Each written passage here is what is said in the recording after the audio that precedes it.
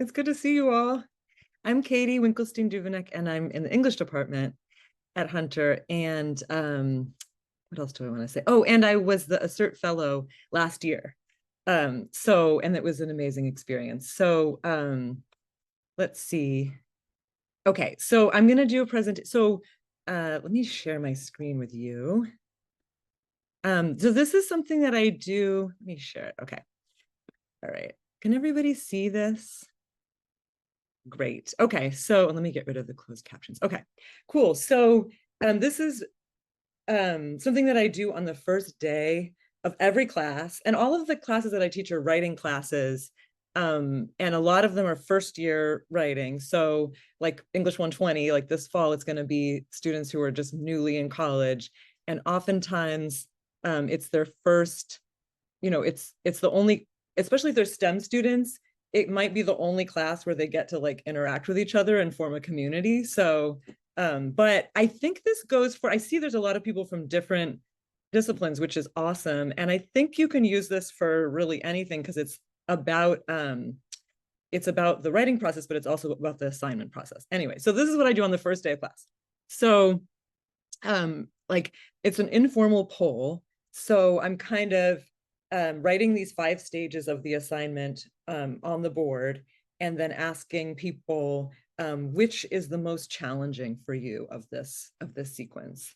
And here, so let's say these are the 5 stages of the assignment. So let's say facing the assignment, that's like looking at it. That might seem easy, but some people struggle with it, such as myself. That was always what I had trouble with, like actually even looking at the assignment itself and facing it. And then starting it, and then sitting down and doing it, and then finishing it, and then the last stage, turning it in. So, all right. So I actually would invite all of you, if you want to participate in this poll. So you could put up your hand like this, or you could put up your hand like with the hand raising feature, and just look around you and see who is like you, and who's different from you. So which one of these do you find the most challenging? Who finds it difficult to face the assignment or look at the assignment? That's me, I'm that person. What about, okay, I see other people, Reina, yes, Maria, yes. Okay, and starting it, this is a big one. A lot of students too. There's always a lot of hands up, so a lot of people. This is difficult starting it, making that first cut. Okay, doing it, sitting down and doing it. Yeah, that's its own. Yeah, that presents its own challenges. What about finishing it? Anybody have find it challenging to finish it? Yeah. And sometimes it's more than one thing. Yeah. And what about the last step, the famous turning it in? Anybody have trouble letting it go? Okay. Yeah. So it's so interesting, right? Okay, so and then I guess the next thing that I do is, so people kind of look around, and I ask people, like, what do you do to make the challenging stage easier? Like, what do you do to use as a support?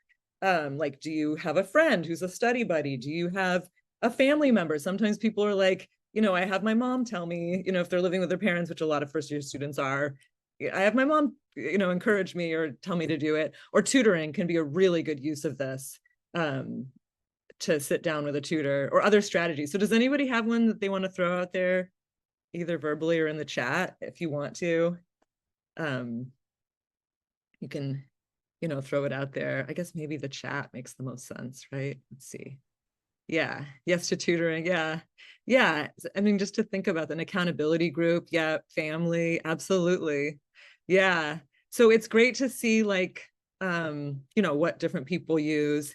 And the point of, I mean, one of the main points that I want to make when I'm doing this with a class is, you don't have to be able to do it alone, but you do have to be able to do it. And everybody struggles with some part of it, but you don't need to do it alone, but you need to figure out, and it's a journey, right? Figuring out what those supports are. Okay, let me see. So let's see. Okay, here we go. Yeah, so the point of this is kind of just have students see that they're not alone. There's somebody who struggles with what they struggle with, and to help them kind of contextualize their process as their process rather than a failure to do an imaginary perfect process. And for me, that's especially key with stages 1 and 5.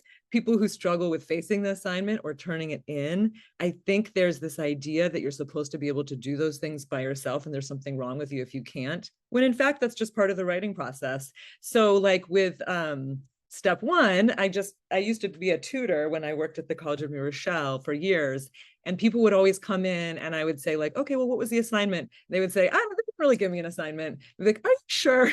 And so then looking at the assignment sheet together was huge. Finding it and looking at it, huge. And again, for me, that was a struggle. But and then step 5, turning it in. So I always think of the student that I had during the pandemic, and she said, well, I have a bunch of notes, but I haven't, I don't know what to do with it. And the assignment was super late. And I was like, well, let's look at it. So we looked at it, on Zoom, because this was in like 2020. And I looked at it and I was like, put a period at the end of this and turn it in because it's done. But sometimes you need somebody to say that and to sit next to you while you turn it in. And there's nothing wrong with that. So that's a good use of tutoring. That's a good use of a study buddy.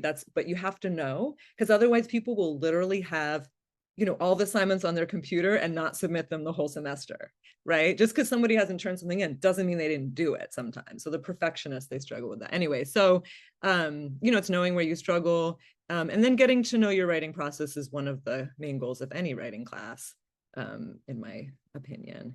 And then, yeah, so like everyone's process is unique. We all have things in common. We're collectively getting to know our individual processes, and it builds collegial relationships, which is very important, and then increasing the sense of belonging, and then belonging precedes engagement. So there's other mini polls.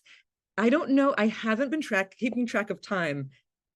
Do I have time to do one more? 1 minute? Oh, okay, so I don't have time. Okay, but so this was brought up to me recently, which is, why not do a mini poll on your favorite part of the writing process? So that is something that I'm going to add this semester. I'm very excited about that, because writing can also be a joy, right? Not just a struggle. So for me, if you want to just think about it in your mind, for me, the sitting down and doing it when you like really go underwater and you're really in it, that's my favorite. But some people love starting, some people love ending. And again, it kind of bonds you together as a class. And then these other polls are, yeah, yes, that's great. You tried it. So yeah, and then other polls that I do are like, where do you get your best writing done? So this might be on the first day of the first assignment. Can you write best at home? Can you not write at home because you get distracted by Netflix and you need to be away from home? Just, do you need total silence to write? Music with no lyrics, music with lyrics? Do you need background noise with like a cafe? And just try to give yourself the best conditions that you can, to do your best work, and just knowing yourself and your process, which is a journey. And then, yeah, any good strategies. Students are always bringing up these cool things that I've never heard of, like, an app that will show you a kitten when you reach a certain word count, or this rainy cafe app that you can like, there's 2 sliders with the noisiness of the cafe and the sound of the rain, and you can like change them both. Anyway, they always have good stuff that I've never heard of. So it's a great way to share resources too, especially in like a smaller class. And I think that's it. Oh, so this one we don't have time for, but that's it. So yeah, if you have a mini poll on writing process that works super well, I'd love to hear about it. Here's my email. You can come find me. I'm in 1201 Hunter West. And this is a grove of aspen trees, which is my metaphor for the writing classroom, because it's a clonal organism. So it's like genetically one, but there's thousands of trees. So working on our individual writing processes collectively is, to me, the main thing that we're doing.